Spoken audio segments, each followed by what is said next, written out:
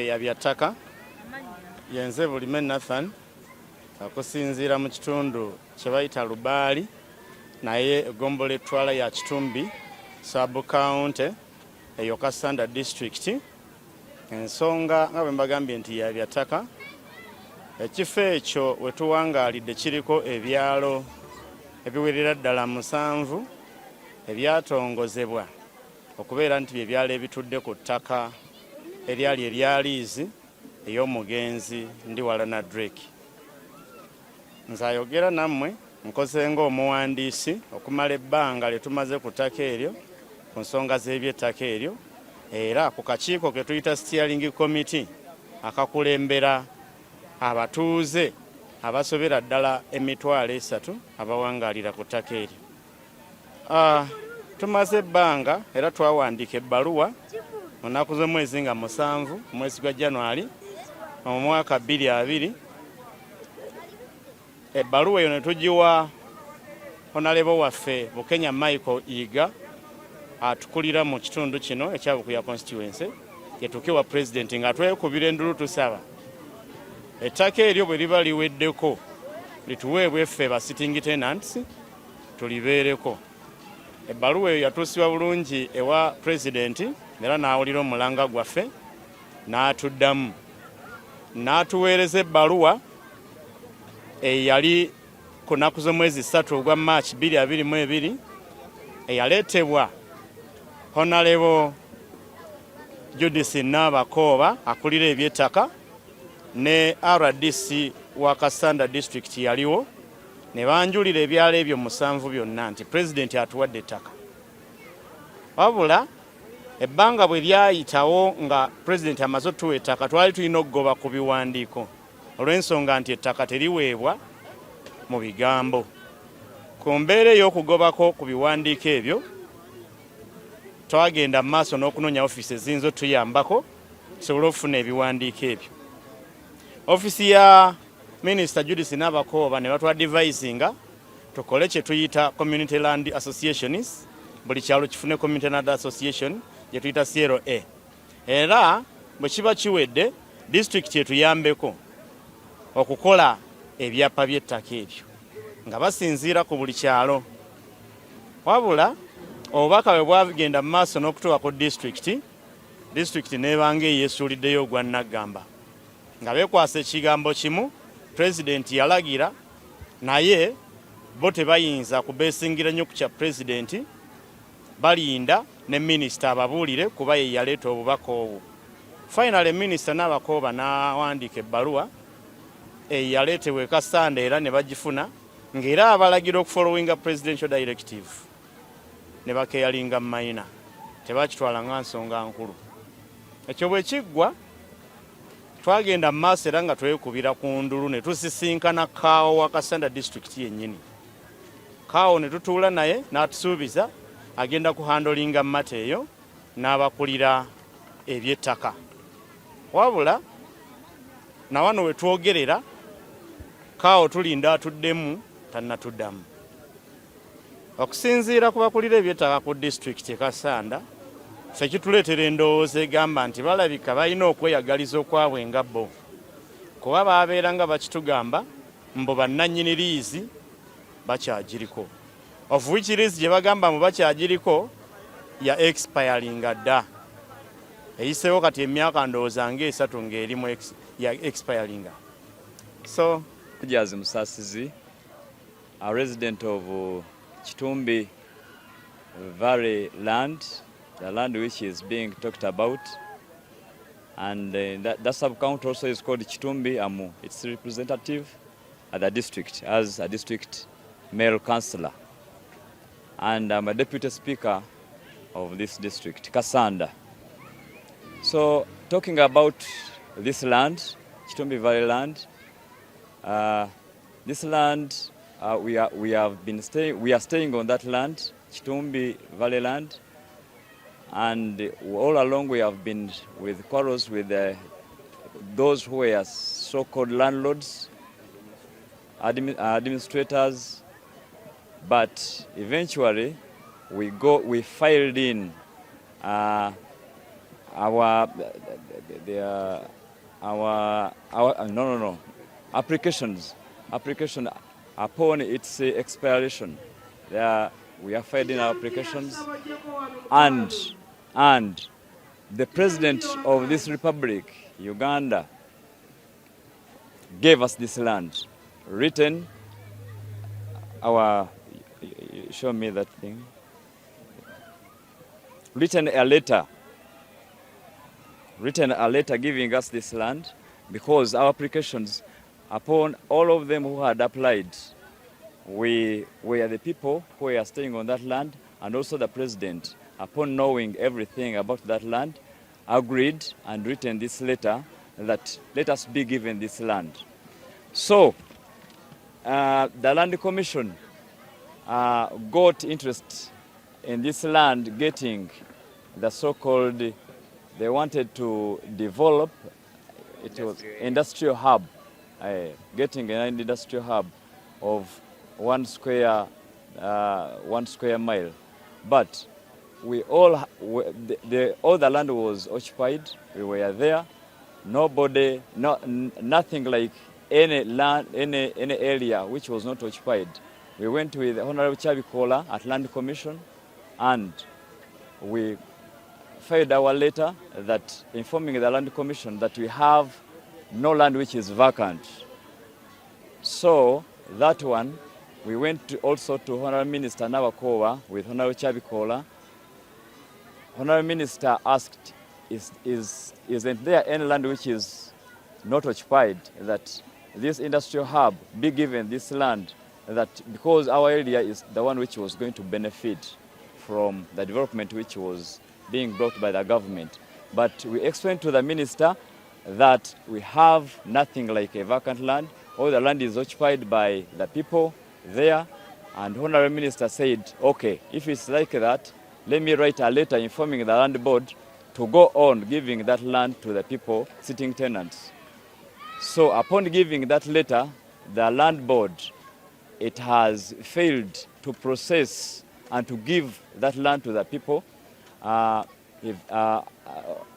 having given the presidential directive that they give us that land, Honorable Minister's letter to give us that land, they are still saying they still need us to go, and in the system there is some kind of the land title, active land title, that they need us to go and cancel that active land title, which is not our duty. And we went with the Honorable Twakolaki, meeting the cow directed his workers, the physical planners, also the technical advising team and land board, to write a report about everything which is going on that land. But they have failed to write any letter. And for us, we were saying, if there's so many applicants on that land, you decide one person, who are you going to give that land to? If it's Land Commission, if it's us people who are sitting tenants, or any other person applying, you give, and then we see the way forward for that.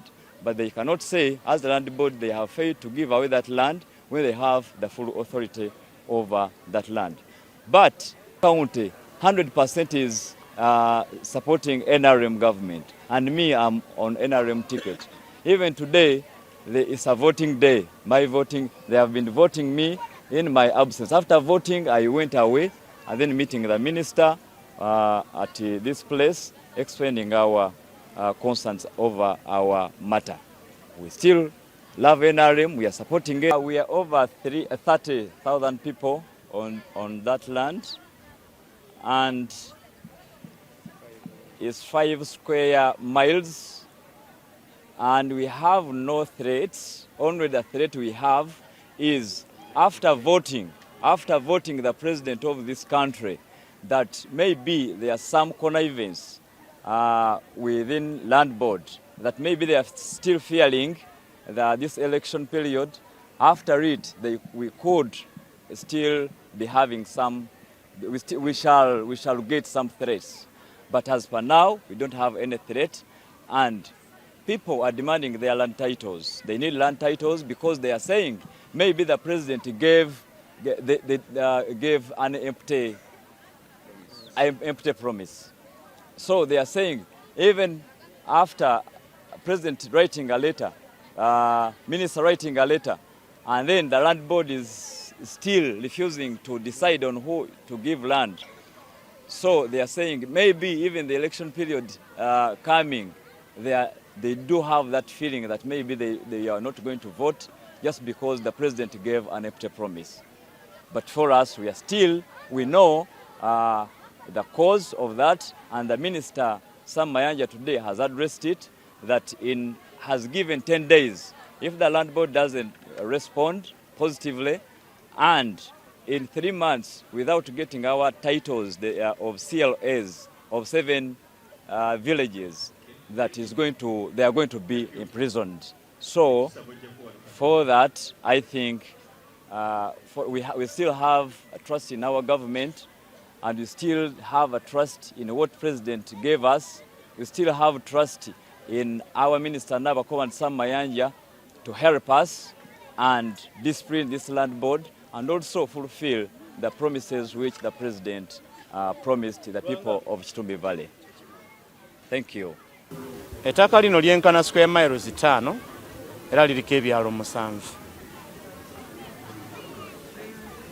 Ettaka lino kwetuli era President mu kiwandiiko kye tulina obulungi kigamba district e processing ettaka eryo liweebwa abantu abaliriko nga yeffe abantu abasukka emitwalo 3. Ware yaffe eryekyo. Ware yaffe eri mu district kugaana processing President yagamba ng'erabika erinayo kye yagala oyisaawo ate kiyinza oku ending up into eviction. So yensonga lwaki district edirayinze process. Threats zaaliyo emabega eri President nga tannaweereza bbaluwa eno ebbaluwa ya President. President nga tannaweereza bbaluwa waaliwo threats ezaagala okutwevictinga. Naye ebyaggwayo olw'okubeera naffe twamusabanga ebbaluwa ezaagala otwevictinga zaayimirira, kati ate district yo n'ekiwumamu omutwe ng'erabika erina beeyagala oyingiza ku ttaka eryo era baddemu bakola eviction. Ate nga tukiraba kirina negativity ya percentage nnene. Abantu nga bano abawagira NRM okutuuka ku kino President n'abawa ettaka. Wano wetwogera Kitumbi yerimu omubaka yekka mu Kasanda district yonna owa NRM. Era gwe tukuumanga kati k'ekibiriti kati suppose wabaawo eviction, tulowooza tu ending up ludda wanga abantu bano bavudde ku ttaka over 3. Ate omusawo bwe ayambye kuba n'okujjanjaba abannakasanda. Doctor by profession, and he has even treated people. He has lobbied for us. Byolaba amalwaliro ge tulina gajja okwogerako kubanga ekyo ekitiibwa nkimulekedde. He has lobbied for us. Ne ambulance eyo gye tulina gye twaleeta gye tukozesa gaali maanyi ga Dr. Kyabikoola. So mbeebaza banna omuntu akwatirako omukola ki omusiima. Ate Mukama atuyambe flag bearer gwe tulina ffekka nga bakyabe NRM. Era sisuubira mwina omulala gwe mugenda olonda. Omusajja oyo tumuze Parliament. Tumuze mu Parliament ayongere era Mukama amuwa amaanyi neera neki neera. Honorable Minister, you've seen all these people? What they are yearning, because there is no way we can talk about PDM. Kusente ziyamba omuntu wa bulijjo okuba nga yejja mu bwavu n'okuba nga akolera kidda kyonka ng'obulamu tebuteredde. So when we have a service like this, kyensaba abakulu abakulembedde campaign is that we use the leaders. Ekirungi abakulembeze we bali ffe kye tusinga okukola is mobilization. Use us so that we can mobilize. We can mobilize people, mobilize resources, mobilize drugs, and ensure that the ministry is also aware about what is being done here. And then we see, on top of what you've done, what you can provide, to see how we can also be able to sponsor. Because this is a massive outreach. My humble appeal to the district. N'abakozi abali wano, abakolera district. nze kyenjize tetwetaaga bizimbe. What I've learned, we don't need buildings. Wabula twetaaga abantu balina mitima We need kubanga people who bakolera have abantu. a heart to work for the people. Eddwaliro livuddeyo gye liri ne lijja wano mu Look, the ssomero. hospital has come from wherever it is here in the Kitegeeza bino ebimu bye twesibako si bye biyamba abantu. which means the thing Omukulembeze omutuufu y'oyo ategeera obulumi obukola ki obuli abantu n'abasemberera era paasita banne tumukubira engalo let us ez'amaanyi. clap for Pastor. Nze kyenjagala okulaba What I want us to kubanga amazima ssente zijja gavumenti eweereza ssente mu malwaliro. government sends money in the Naye hospital. obuzibu bwe tulina abasawo tukyalina obunafu But the tulowooza abantu tugenda We balindira are mu still malwaliro. weak. We think we will wait for the people to Distance come to eri the wano okutuuka hospital. ku health centers tuli gye tulina ne health center fo wali The ebukulya distance from distance here to nene. health center is very Abantu big. tebalina ssente You zibatambuza. don't have money to walk to that clinic. Senga tukola outreaches ne tutuuka mu If you can do bantu such outreaches, ne mutuula ne baba mobilizing and ani you asobola come to okugaana the okuva ng'asobola people, okujja mobilize the okufuna people and obujjanjabi. come to them. Naye obwo obunafu buli mu ffe But we abakozi are ba weak, we gavumenti. the government workers. Era nkubira DHO Mulanga And ne I'm Kaawa. calling for the health officer here. Abasawo abali mu malwaliro bafuneyo ennaku bagende mu community. The Mu health workers outreaches. in the hospital Bagende get eri from them abantu. and come to the community Kubanga where they are. endwadde ziri mu bantu ate endwadde zikoma mu community. The diseases are in the people in the community There where are they are. things that have been telling us here about malnutrition. Batugambye ku Abaana abazze nga bati balina bye balaakinga mu Bonna mubiri. balina bye Naye babulamu. ng'ebimu byetaagisa kusomesa. The thing they don't let to teach Abantu them. abalina amannya agabaluma. Dental Those with hygiene. the dental Ebyo ebintu problems. ebimu omuntu bw'omubuulira asobola They just okukola need ki? to be Obikola. Naye obutamanya bwe butuleetera told ekizibu and ate abasawo understand gavumenti how they should ebasasula. work. Lwadde Where zino. they are. Abalwadde nkubulira amazima bwe tunaakola ekyo If we do such a thing, ne tu empowering a community in terms of health. ne tuwa aba community mu ngeri We try to y'okubakyalira, prevent ne some of tubawa these eddagala, illnesses. ne tuziyiza And the ebyobulwadde. doctors will be seated lying there nga teri balwadde bakola ki? Abasawo Bagendayo kubanga ekyokukola mukikola ki? balwadde bagendayo. Mukimanyi si bwe Singa kiri. tubasomesa okweyisa So ngenda kulagira obulungi. Kaawo I'm going to command the tuno Kaawa agambe DHO to tell the district health this officer financial year tubeere nga tuba abasawo babakubiriza okuva mu malwaliro that they bajje mu can community appeal to the doctors to go to the community. and be able to reach out to people. And then we can request for the drugs. Era basabe n'eddagala. Bajje gye muli babasomese n'engeri gye musobola okwekuuma mu ki? Obulamu And teach bwammwe. you how you can Mu kifo work on ky'oteeka yourself. kasaawa zino okujjanjaba omuntu. Because treating Malaria. someone- malaria. Waliwo sente meka okujjanjaba omuntu ng'afunye omusujja. Maama jangu How ombuulire. much? Mama, come and tell me how Oli much yenna money amanyi will sente you meka pay to z'oteekamu treat you malaria? ng'ojjanjaba If you are to ng'ofunye be malaria treated. oba omwana wo. Jangu oyogere NRDC. How much do you pay? Tofuna Singa olwadde omusujja. Ani omusujja. yali awaddeko omusujja n'amenya Muno sente wano. meka? Jangu Jangu genda taata, jangu jangu gamba maama RCC. mbuulire. Oyinza ku- Ya n'eyokubiri And yes, the first Yes, church and Sabira the Mukai. second church now where we used to pray. n'atubuulira n'ekirooto kye bwe And he kyatandika has given us also eky'okujjanjaba the dream how it began. ne tulaba ne bye tulabyeko wano We have seen what we have seen. naye simanyi bantu bameka abamanyi ekigambo imaani mirere kye kitegeeza I don't know how many of you know what Imani Milele means. kitegeeza It means okukkiriza faith, ndowooza okw'olubeerera believe. yekkiririzaamu ng'akyali wali He believed in himself and was there. nekkiririzaamu ng'akyajjanjabira mu muti And he believed in himself when he was still treating under the tree. kitegeeza mwenna abali wano It means abasomera ku bonibad all of us who are Ab'omu studying kitundu. at Bonaparte and all of you are in naffe this place, twekkiririzeemu let us believe in ourselves. kubanga ekirooto kye tukirabye emyaka Because we have emitono egyo seen that dream that we Kabona has kimutuusizza and where it has reached him. n'ekyo kibeere kyakuyiga Let that be something to era learn. tukwebaza ssebo Sebo, we want to thank you, Kabona, olw'essomero lino for the school. singa rdc akeberayo mu likodi eza disitulikiti If the era RRC lyerimu checks kugasinga the okukola records, obulungi this mu school disitulikiti is one of yaffe the best in the area. atujjanjabye mu byenjigiriza He has treated us in education, n'atujjanjaba mu byobulamu health-wise he has treated us, n'atujjanjaba mu by'omwoyo spiritually he has treated us. omukama katonda akikubalire May God bless you so much, Kabona. saagala kwogera nnyo I don't want to talk much, naye nga minisita bwe yazze but as the minister came, kanzeko wabbali mpitibwa Dr. Mwesigwa Abraham nviiridde Kampala gye nkolera nkolera Kiruddu ne ka private clinic kange so nkolera n'ekitongole kino ekya Imaani the medical director nze planninga emirimu gino ne kuŋŋanya bannange basawo bannange ne tujjanjaba abantu wano. Twatandika mu 2014 nga tujjanjaba mpolampola naye over years namba zigenze zeyongera. Wembalabalamu mu myaka gyonna twakajjanjaba emitwalo ng'esatu kitundu egy'abantu.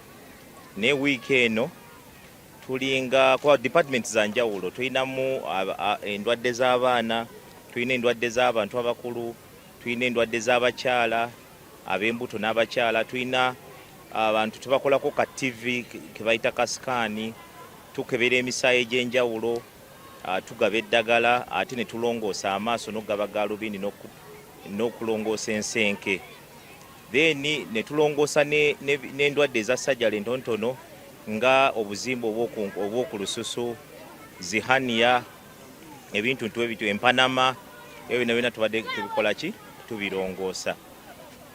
Endwadde ezisinga mu kitundu kino okusinziira kwe tulabye, mu bantu abakulu tukizudde abantu balina sukaali mungi. Ate nga ba myaka mito osanga obuwala myaka 18, 20, 21, 23 balina sukaali. Tebabakeberangako sukaali, abasinga ate nga already biri complicated. Sukaali amaze okwokya ensigo, abamu balina ebigere byetaaga kutemako. Sukaali mungi mu kitundu kino. Pressure nayo kizibu kinene. So in terms of what we call non-communicable diseases oba endwadde ezitakwatibwa ng'evudde ku muntu, wano waliwo burden nnene, sukaali ne pressure. Tusanzeemu abantu bangi abavudde ku ddagala lya siriimu. Tukebedde abantu bangi nga batandika positive naye ogenda okwogera naye nga already amanyi naye ng'eddagala yakola ki? Yalivaako. Ng'ensonga gibawa bagamba baŋŋamba akawuka bw'emmira kaawona. Kibeerawo oluusi kubanga omuntu agenda bamugamba viral load eri wansi n'alowooza yawona naye nga teyawona. Kati siriimu tumusanzeemu mu community naye nga sigamba nti bapya oba ze tuta new positives. Already balwadde naye nga bagenda bakoowa olw'ensonga ez'enjawulo. Mu baana tusanze abaana abalina ebizibu, obwana obuto ng'endwadde za ku bwongo naye nga abazadde butamanya, butabeera informed. Kati nga ekyabatuukako olwedde kiri too late. Kati cases ezimu zeetaaga kwongerayo mulago, bakeberebwe emitwe, bayambibwe. Then tusanzeemu ne cases kati ng'eza hania, ez'amaaso, abantu bangi balina ensenke tebalaba. Naye nga nsenke endwadde nnyangu bagirongoosa malwaliro ga gavumenti, emulago, emmengo, malwaliro gonna oba ogenze bakulongoosa. Ne mu private bakulongoosa ku ssente entono naye nga womanyi setting y'ekyala abantu abeerawo n'abeera muzibe naye kati abamu tusobodde olongoosako eriiso erimu, abamu amaaso abiri, naye okusinga tusoose kukolako liiso limu. Tulidde omwaka ogujja tujja kukola eriiso ki? Eryokubiri. Then bano abalina ebizimba tusanze abasajja olw'okuba bakola emirimu gino egy'amaanyi egy'okusitula bafuna zihania n'osanga omusajja nga ebintu bivuddeyo birebeeta wansi nga n'amaka gafudde. Kati abo nabo bayambiddwa nnyo. Tubataddemu akatimba ke tuyita mesh, kali a bit expensive. Akatimba akamu kagula kabadde ka $7,000. Kati omuntu kamuteekamu almost abantu nga 3 nga buli omu afunye akatimba ku kijja bayamba tebagenda kufuna recurrence. Naye nga nabo balina okukendeeza ku mirimu. Kati aniyo ezinga tukizudde emirimu gye bakola. Bantu ba mu kyalo bakola emirimu gy'amaanyi, girimu okusitula, girimu okukola ebintu eby'amaanyi ebyo. Mu bakyala, abakyala abasinga tebafunangako chance kufuna ka TV. Antinenta abamu bagenda naye majority tebagendangako. Kati ka TV ako kabayambye nnyo nti basobola bafunye chance ne bakola scan n'amanyi omwana ewaali. So embeera weetyo weebadde. Yeah.